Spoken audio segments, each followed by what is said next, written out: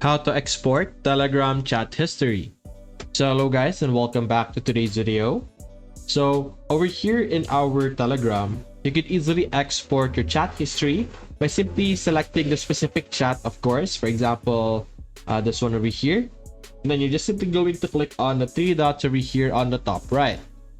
Then you will be able to see an option here called Export Chat History. Simply click on that and you can select here all the different type of content that you're able to export.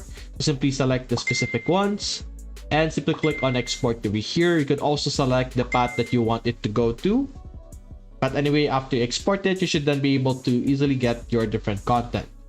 Now, I would recommend that you download Telegram on your desktop rather than accessing it on your browser, because this option does not exist on our browser because it needs to have access to your device, or rather your files, to be able to download the different content of your chat.